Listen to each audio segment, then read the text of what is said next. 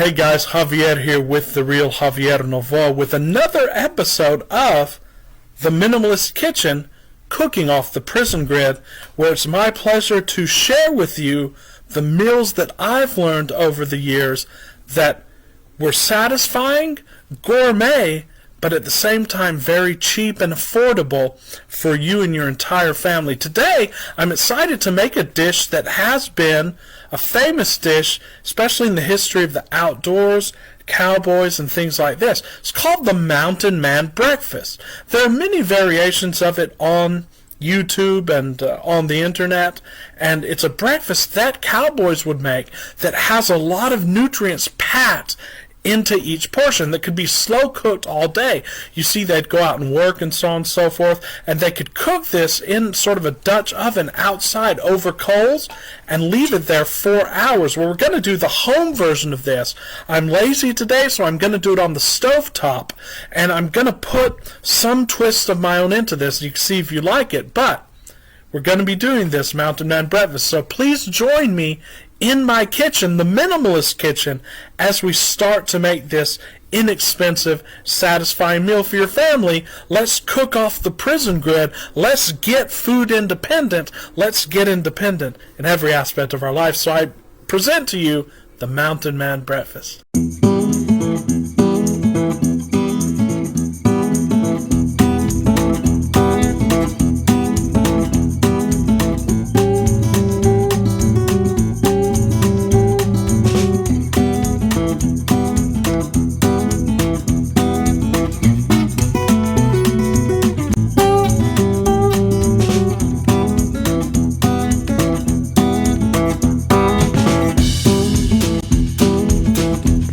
So I just wanted to show you the simple, cheap, and few ingredients, guys.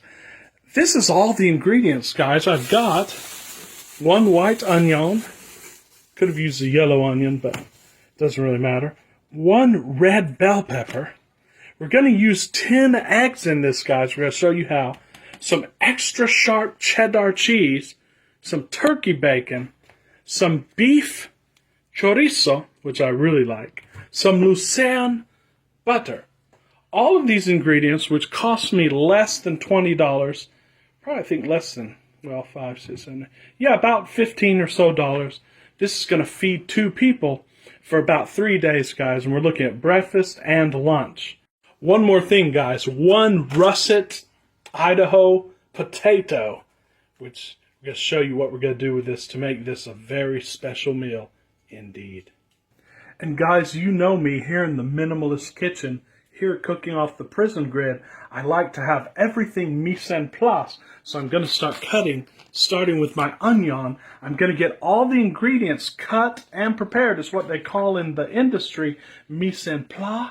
And then we will begin cooking this delicious dish. Got my little minimalist cutting board here.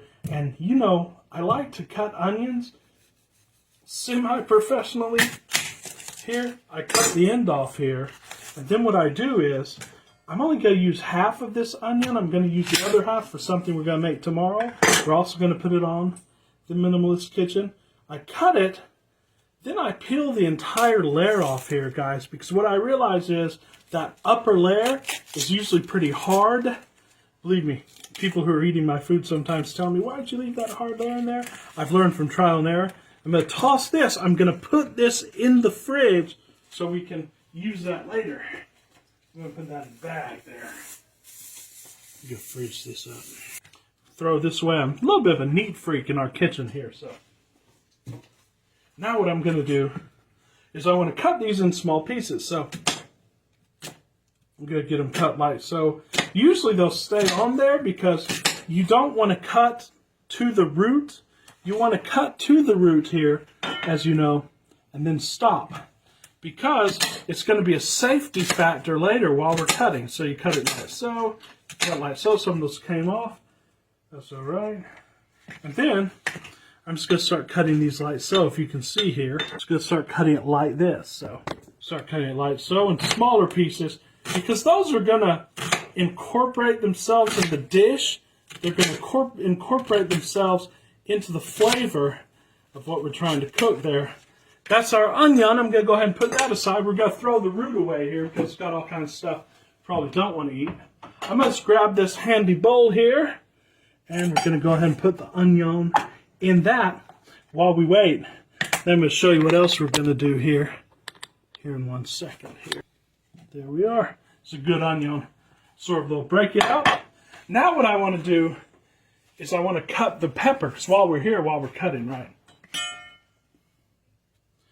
I'm also only going to use half of this because I'm going to use the other half of this pepper in another recipe that we're going to do here in the next few days. So I just want to cut that. I want to cut basically around the seeds. I don't want all the seeds in it. There's nothing wrong with the seeds, but it's a messy cleanup. So I'm going to peel that off, and I've got this, and this is basically all the red pepper I'm going to need. I'm even going to cut a little bit of this off. If you can see that, I'm going to cut a little bit of that, and I'm just going to toss away the seeds. Makes for an easier cleanup, guys. And I'm going to go ahead and fridge this. Fridge it. And I'm going to go ahead and cut these in small ribbons. And then I'm going to cut those in small dices. About the same size as the onions, guys, because we want the onions and the peppers to cook at the same time in this Mountain Man breakfast. I've seen many variations of this Mountain Man breakfast by outdoors enthusiasts. In fact, in the next few weeks, we're probably going to cook one of these outdoors in the Dutch oven. But for now, today, I'm just going to use my trusty old pot here. We're going to cook that. I'm going to show you how good it turns out. Just with that, I've done it before. It feeds a lot of people for a while, guys. So I'm just going to cut these like this into these little squares here. Go ahead and cut this into a ribbon here. Some of the seeds are in there, and that's okay. I like the seeds. Some other people don't like it as spicy. And I'm going to put a grilled jalapeno in there. Now, a lot of these recipes call for a poblano. That's even better. I wasn't able to get a poblano. So what we're going to do is we're going to heat or grill a jalapeno. That's going to be very good. It's going to incorporate itself nicely into the dish there. Got to chop those up. And we got our red peppers. I'm going to set those aside here. I'm going to go ahead and clean up my little cutting board here because I might be using that for something else here in a second. The next thing I want to do is that's really easy is I want to go ahead and break up 5 of my eggs. I'm going to grab this trusty little bowl here, if you can see, and I'm just going to break and crack 5 eggs in there. 5 of my eggs, because we're going to be using 10 eggs, guys. So, you know what? I'm going to just go ahead and use 6, guys, because, see if I can get this adjusted here. Gonna have to cut that, but whatever. There we are. So yeah, I'm going to go ahead and use 6 eggs. So what you do, the best way I've learned to do this, go ahead and crack it in the bowl, because we're going to scramble it anyway. Go ahead and break them. And yeah, we did get a little bit of the shell in there. That's all right. I'll go ahead and remove that. Don't tell anybody. Go ahead and trash this. Then I go ahead and break it on the side of the bowl like that. Go ahead and put that in there like so. Go ahead and crack this other egg. It's better if you break it in the bowl, but what the heck? Because we already got some eggs in there, so I'll put that in there. Go ahead and put that in there. We are cooking off the prison grid, guys. I'm going to show you how it's done. Free. Living free, cooking free. That's what we're doing here. Go ahead and get that in there. You get in there and break that in there. I got 6 eggs, guys. This is going to make up basically, if you could excuse us, what we could call the sofrito of the dish. I got me a little whisk in here to go and whisk those eggs. Look at that.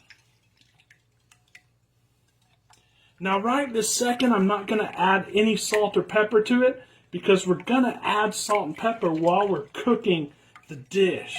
So, going to break those yellers, mixing it to a nice consistency. We don't want any of that to be, how do you say it, stringy or anything like that. We want it to be a nice consistency. And you know what I always do with these eggs? I'm not even sure if it's a good idea, but my mom always did it. I'm going to add a little bit of whole milk. It makes them a little bit more fluffy, and I've noticed that, so I'm just going to add a little bit. There you have it, my friends. We have a mass of eggs here that we're going to use as the backbone of our dish. I'll show you what else I do here. Now, while I'm in in-between mode here, I've got this trusty pan that served me well for probably about 10 years. I'm going to heat it up to pretty high, guys, because what I want to do is I want to get this jalapeno, I want to wash it well, and then when that thing gets hot, I want to put it in there, and I want to start aping a grilled jalapeno, guys. We're going to grill it, then we're going to put it in our dish here, so I'll show you what that's like. So what I'm doing is I'm peeling a russet Idaho potato with a potato peeler. We're going to peel it, and then I'm going to show you what I do with it while we cook this jalapeno. So honestly, guys, if we were really playing by the rules, like as a chef and so on, I would be putting this potato in water right now because it will discolor. But this is a dish that's going to include that, so I don't even care really how it is. Look at this, guys. This is going to be the way you make hash browns. Just take this potato here and we grate it, guys. I'm going to show you. A lot of you don't know how to make hash browns. I know I didn't back in the day. I'm going to show you how beautiful this is, guys, once we get done grating it here. And we might put it in water. In fact, if we have to wait long to put these in, we might put them in water because, yeah, they will discolor. But right now, I'm just worried about getting those beautiful hash browns, guys. Let's grate this whole potato here. Look at this, guys. This is hash browns like you get at IHOP, guys. Just grated potatoes. Of course, there are ways to make them more or less crispy. We're not really worried about that in this plate because of the fact that it's all going to be integrated. But I'm going to grade those. I'm going to show you what we do with it to dry it off a little bit so that the whole thing doesn't pop in my face when I put it in. More on that here in a minute. Look at this jalapeno, guys. There'll be time to flip it here. Look at that. Look at that, guys. That's what we're looking for. It's that black color. In fact, I'm going to turn the heat down just a tiny bit. Remember, this is a big stove. I'm going to turn it down to about medium. I'm going to let this thing keep cooking. In fact, I'm going to add a little bit more water so it doesn't burn. Look at that, guys. We're just going to keep cooking that till it's brown, black, and soft. Now there's one more thing I want to do to get before liftoff, to get what we call mise en place. You know what it is. That's right. I want to grate the cheese, guys. We could grate it over it, but I would much rather that cheese be completely ready. So, where's my cheese grater? Start with a little block of it and then see if we can work our way up. I'm going to use the same plate as we did with the potatoes. I did put the potatoes, guys, in cold water just so they wouldn't get too discolored. I forgot. It's probably going to be a while before we put the tomatoes into the little pot here. But I am grating that cheese. Look at that. Look at that cheese, guys. I got to have some just right now. So, guys, another thing. Always buy your cheese in blocks and grate it. It's cheaper, guys, and they're less preservatives. That means less stuff that the prison grid wants you to consume. Our jalapeno is ready, guys. So we're going to let this jalapeno here rest and cool down just a second. Look at that cheese, guys. Another thing, always make sure you get extra sharp cheddar. Why the heck would you want wimpy flavors, guys? Get it extra sharp. Look at that. I could eat that by itself, guys. So now it's time to start the actual cooking, guys. So guys, step number one, I'm going to turn my stove on to about medium-high, guys. Medium-high. I want this thing to get hot because the first thing we're going to do, you heard me right, we're going to cook the bacon, guys. Uncured turkey bacon. What I'm going to do is I'm going to take half this pack of bacon, I'm going to tear it into little pieces. Now this is going to get just rough and ready here, guys. I'm going to try to open this. Where the heck do you open this? I think it's here. I think I can open this without scissors. We'll give it a try here because I don't feel like getting out scissors, but might have no choice. Jeez. How do they close these things, guys? So I'm gonna try to open it with my knife then. So I thought there was a way to close it, but anyway. Open with my knife, guys. Once I got this bad boy open, I'm gonna get it out. We'll put it back in the refrigerator here in a second, but push that to the side here.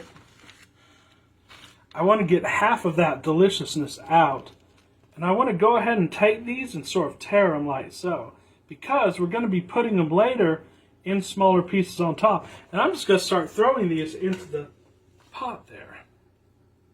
Probably should have let it heat up a little more, but it's alright. They're going to coat just the same. We're not really trying to get a sear on this, and we will nevertheless, but this is sort of rough and ready. This is an easy dish, guys. So I'm going to do the same with about half of this turkey bacon. I'm going to put them in small pieces, right? Small little bite-sized pieces. I'm going to put them in here, get them in there. Listen to already that sizzle if you can hear it, guys. There's a sizzle. Good thing about these is they're already cooked. You can eat them raw. But what we're trying to do is just get that crispy consistency. Let me go ahead and get my little mixer here. My little mixer steam here. I didn't even notice, guys. I didn't put oil. I didn't put butter. Look at that. And now we're just going to cook these up, ladies and gentlemen. Yeah, go ahead. I'm going to basically let these sort of, in a way, sear, guys. So what I want to do is I want to move them around, and I want to get it to where as much surface area that I can is covered by the turkey bacon, guys. So it's not that terribly much. We're going to put a lot of sausage in it, but turkey bacon just be like such. And we're just going to let that cook up maybe about 10 minutes, 5 to 10 minutes. I'll let you know when they're crispy, and then we're going to show you where we go from there, okay? It's been about 4 minutes. The turkey bacon, guys, is rendering. Let me see if there you go. But it's been sticking a little bit to the bottom. That's because, of course, turkey bacon does not have as much fat as pork bacon. That's all right. I put a little bit of water in there, and we're just going to keep cooking it throughout until that turkey bacon gets crispy. I'm going to show you what we're going to do with that. In the meantime, guys, I'm going to put this turkey bacon back in the refrigerator. While we're waiting for these bad boys to sear, guys, I've got this chile torreado.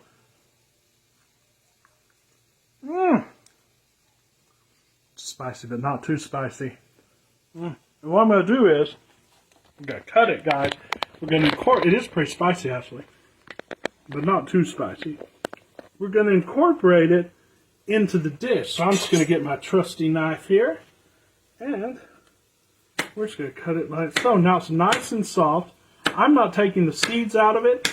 You can, guys, if it's too spicy for you. But I'm just going to cut it like so. And this is going to add, I'm going to eat this.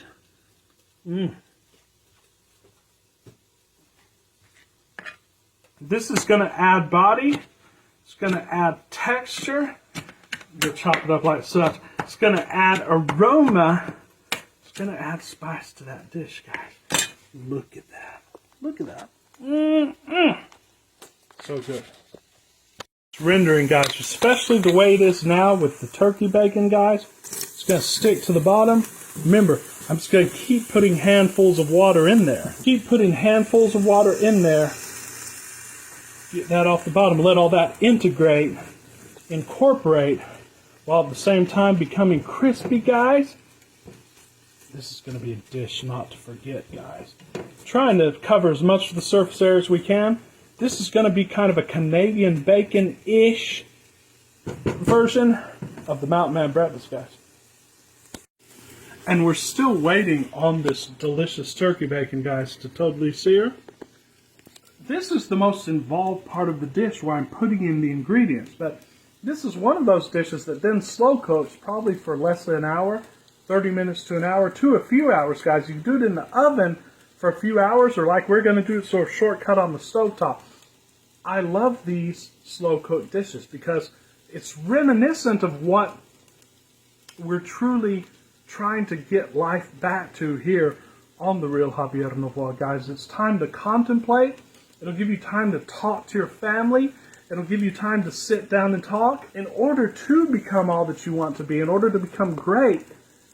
Great periods of contemplation and rest is required. It's cooking like this that's going to give your body an excuse to take those periods. That's why I like these slow-cooked dishes. They're getting crispier, guys. What I keep doing is I keep just putting handfuls of water in, and I keep stirring it and scraping off the bottom. This is actually going to form the juice that we use to make our little sofrito here. Turkey bacon's pretty good and crispy, guys. What I'm going to do is I'm going to start taking it out, put it in this dish. We're going to sort of hold it in abeyance. I'm going to show you what I do next. We're just going to start scooping this bad boy out, turkey by turkey. And then I'm going to show you in this bowl here. Then I'm going to show you what we do next with it.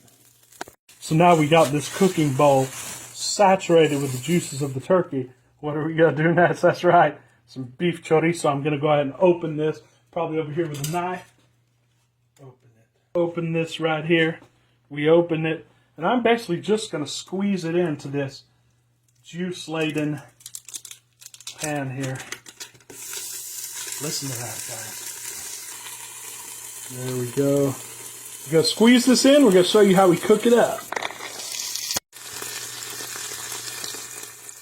I've lowered the temperature just a little bit to about medium-ish.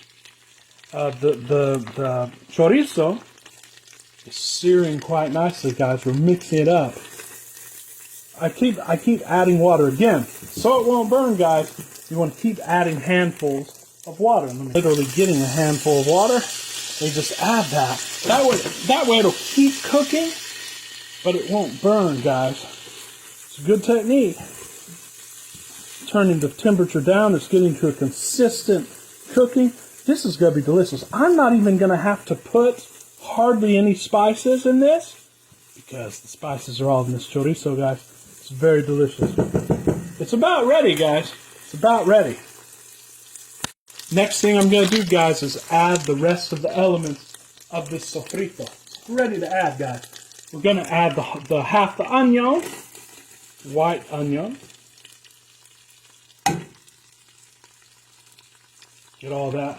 And we're going to add the red peppers. Then what we want to do is we want to incorporate those. I want those to cook. And of course, the water from the onions and the water of the peppers is going to get in there. I want those to cook up pretty good. And then, a little while later, we're going to add those chiles toreados, jalapenos toreados. I'm going to show you how that works out. So now this is just simmering. I'm even going to turn the heat just a little bit up so those onions can start simmering away there. And we do have more water content, so we don't have to worry necessarily right now about burning. Look at that, guys. Look at that. That looks delicious. That is a sofrito that will be fit for a king, guys. So, show you what happens next. All right, guys, those have incorporated pretty good. Now it's time to add that jalapeno toreado. All of it, guys. Look at that. You get all of it. Now I'm going to mix all of that, guys. I want to let that just sort of toast lightly. Now that things are sort of toasting, I'm going to turn down the temperature just a little bit. Going to hit like around medium-high, like around that. And then I'm going to show you the love that we're about to show to the potatoes. The potatoes that we were talking about earlier. So I ended up putting these potatoes in water, and you've got to make sure they're dry, guys. So I did filter them out, as you can see here, with this spork-like instrument. And so I got some of the water out, but we got to dry it. So what I'm going to do is I'm just going to get some paper towels, and I'm going to squeeze dry that as much as I can, guys. There's going to be no way that we're going to be able to totally dry them, but what I'm going to do is I'm going to dry them as much as we can. So go ahead and do like so, like such. And I'm even going to pick these up and sort of bring them out here. So just sort of pick these potatoes up I'm going to sort of wring them out like such, right? And then the ones that I wring out, I'm going to try to transfer them to another plate. So we get a plate over here. I'm going to transfer the semi-dried ones. Get this grater out of the way here. I'm going to transfer the semi-dried ones to this plate. We're going to try to dry them some more before I actually put them in to the dish, which we're about to do here in 1 second. Still all cooking very nicely, all incorporating very nicely.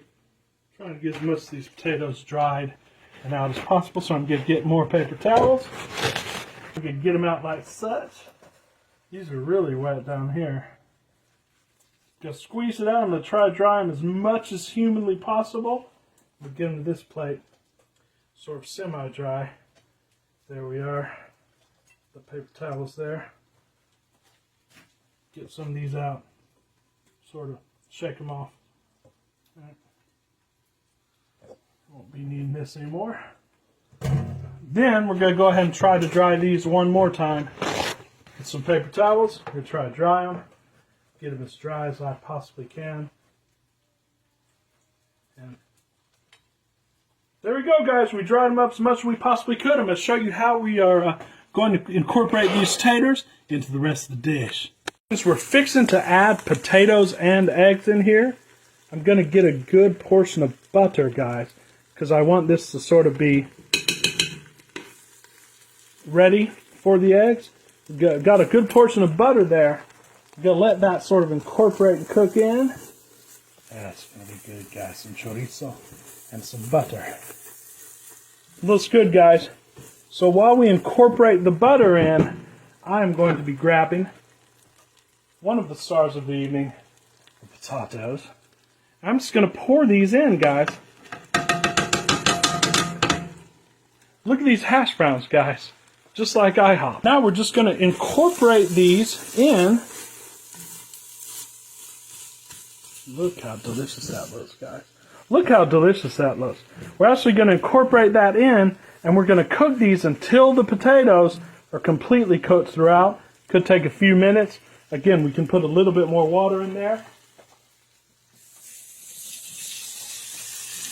We want those potatoes to cook pretty well. Then when they're cooked, I'm going to show you the final touches of this, of what we do next. I'm actually going to put a lid on this while we're cooking the taters. Those are going to cook very nicely. I'm going to show you what happens from there. Keep checking on it, guys, every 5 minutes or so or less. Go ahead and take the lid off. Stir it up. Put a little water in there if you need to. The last thing you want is food to be sticking to the bottom of your pot. I'm going to wait till these are cooked throughout and pretty soft. We're going to try it. Put some salt and pepper or something in there. Then we're going to let this bad boy cook. Remember another thing, guys. Before you cover it, lower the temperature. I've lowered it to almost medium-low now. It's cooking away. Looks pretty good. I'm going to taste it and see what's going on, guys. Let's see how that is, guys. See how those potatoes are.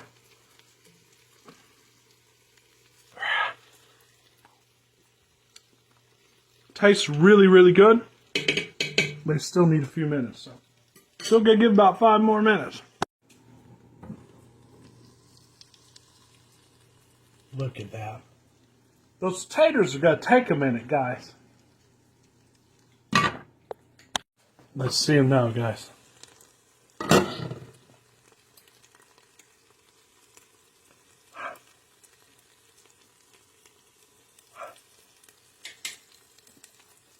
Still not done, guys. Still not done. But while we're here, I'm going to take the opportunity to put a little bit of salt in there. Just a little bit. We're going to put more salt and pepper when we get the eggs in there. Going to incorporate all that. Remember, make sure it's not sticking to the pot. Stir. And go ahead and put water in there if it is. We're going to cover it and cook it until these dang potatoes cook up.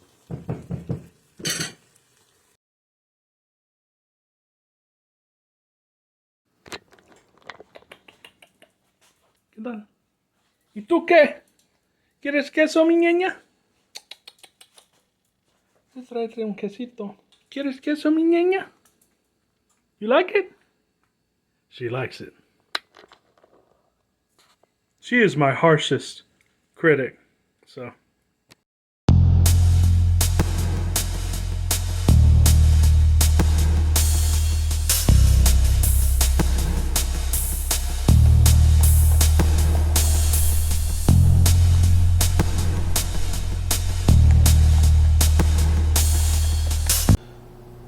One eternity later.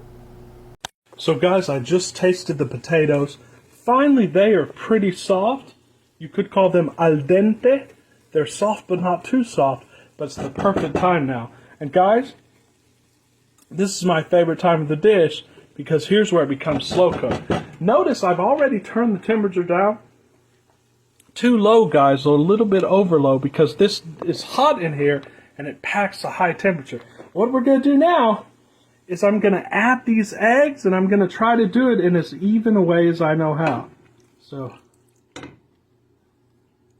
try to do it evenly. And we've added the eggs. We're just going to let those sort of incorporate in there. I'm not going to mix them up too much, guys. But what we are going to do, they're just going to be in there just like that. I'm going to put a little bit of salt. You don't want eggs without salt, guys. And a good amount of pepper. Because I'm a spicy guy, I like spicy like that. I'm going to put a good amount of pepper. A good amount. Yeah, a good amount. It's going to be pretty good. Now, all we're going to do, we're going to put the top on this thing. We're going to put the lid on it. And we're going to let that slow cook, guys, simmer until the eggs become hard on top. And I'm going to show you what we do from there.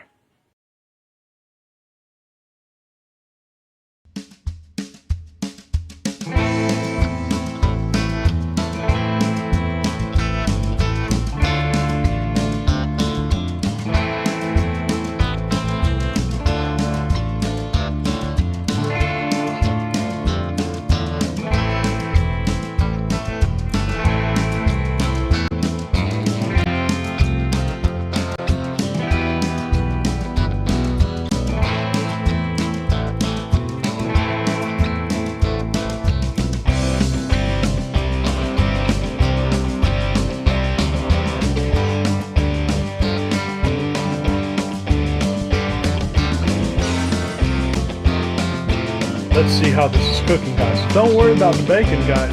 We'll show you what we're going to do with this. Look at that. Slow cooking. Don't stir it. Don't mix it. Don't touch it. That's why we have it on the low temperature, as low as I can put it.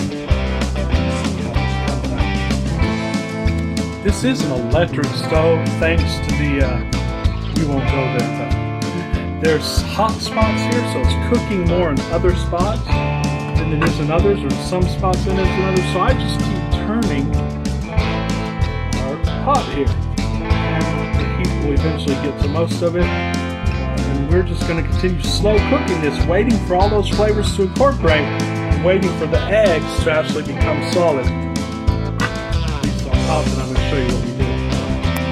Look who decided to join us on the table here. Look at this. Look who decided to join us here. What are you doing? What are you looking for? What? Okay. She wants food, I think. I'll have to give her some here in a second.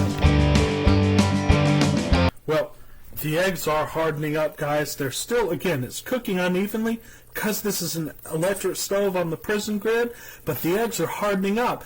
I'd say just a few more moments. Again, this can cook all day, but we're going to give it a few more moments till those harden up. Then I'm going to put the other touches on this great breakfast. Look at that, guys. We're going to put the lid back on that so that it can slow cook. Let's let that slow cook and just forget about it and leave it alone, guys. Well, it's been a while. Let's check on these eggs, guys. Oh, look at this, guys. These eggs are reasonably hard. I've been turning them. I even poked them a little bit earlier. Sort of, I don't know, like so. They're reasonably hard. There's still a little moisture in there, and that's good. Now we're going to do my favorite part. This is the penultimate step here. That's right. We're going to get the bacon, guys. We're going to sprinkle that on top. Look at that, guys. Look at all that nutrients, guys. Look at all those nutrients, rather. I want to put it out there pretty evenly on top, guys. And we want to slow cook that just a little bit, too.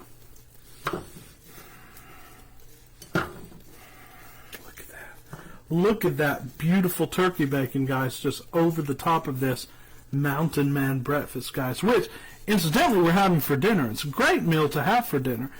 Am I going to stop there? You knew I wasn't going to stop there. What do I have? All this cheese we grated up earlier. I'm going to use my hand, which, of course, I washed. And we're going to sprinkle that cheese over this. Look at that, guys. Look at that. Look at that. We're going to cover this with cheese, guys. Cheese that we just grated earlier. This sort of reminds me of a pizza. Could be like a Mountain Man breakfast pizza. That could be something that we'll invent here pretty soon, another time on this channel. Now we have a definitive endpoint. There's one more step here, guys. First, we're going to let this slow cook more until all of that cheese is melted. Once that cheese is melted, it's going to signal me to execute the final step, guys. I'm excited. So, guys, let's check this. The cheese is totally melted, guys. It's still cooking away. I want to do another very special step, guys. This is a very special step that's going to make this even more delicious. I just want to show you this, guys. So, what I'm going to do, I'm going to get 5 more eggs. We're going to pack more nutrition into this, guys. I'm going to pack more nutrition into this. I got the 5 eggs over here. And you know, I'm no pro or anything, but I'm just going to break them on the side here. Break an egg on the side. And I'm going to go ahead and put them on here. I'm going to show you how that goes, guys. I'm going to show you how it looks. So, break it on the side. And I'm putting them in sort of an order in which it will cover the top of this dish, guys. So, try not to drop any shells in there. 2 more to go, but I want to show you what these look like. Look at that. Just over the top of the dish. We're going to show you what it looks like when this is done. Now, it's important, like with these heat discrepancies that we got, that we turn the dish. But, look at this. Now, of course, we're going to put the top back on.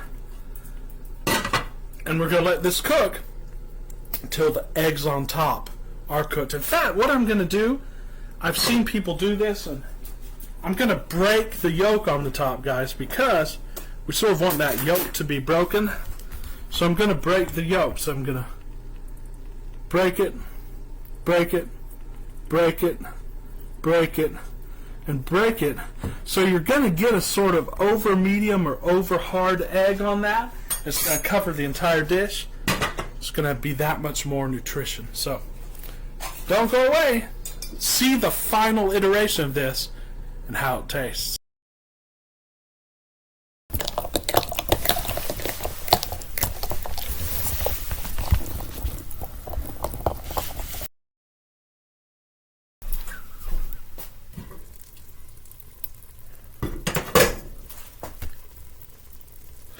They're almost ready, guys. I want them to cook a few more minutes, and we're almost ready to serve. Look at that, guys. Look at how those are just incorporating. Just need a few more minutes. And again, this is one of those dishes that you can cook for hours, guys. So, good food's worth waiting for. This is one of those slow-cooked good foods, so.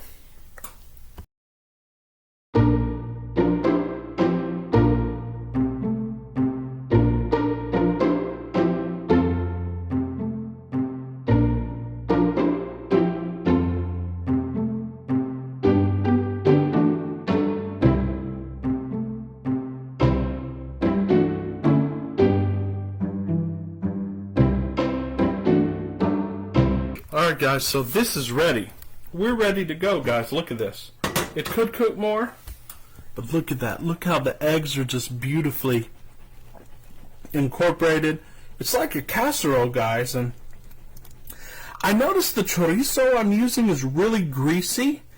And so I took spoons of that grease out. and I probably will do it a little bit more before we eat it. But we're ready to eat, guys, and I'm going to go ahead and serve myself a piece. We're going to try this. We're going to show you how it turned out. Now, I want you guys to see this. I served myself a tiny piece of this, sort of like a piece of cake. You don't need a huge piece of this, guys. There is so much nutrition packed into this tiny piece that it's good enough. And I'm going to taste it. We'll see how it went, guys.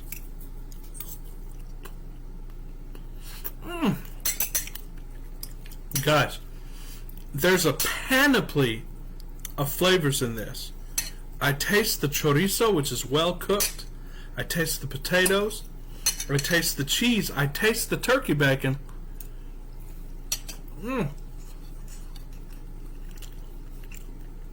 going to be full with just one piece of this. So guys, do try to make this the Mountain Man breakfast. You can make it for dinner like I'm doing now. You can make it for lunch. It'll last you a long time. It's packed with nutrients, and it's basically an encapsulated meal of wisdom from our ancestors. So I present to you guys the Mountain Man breakfast. Thanks so much for watching, guys, and we hope to see you very soon in the Minimalist Kitchen. Bye for now.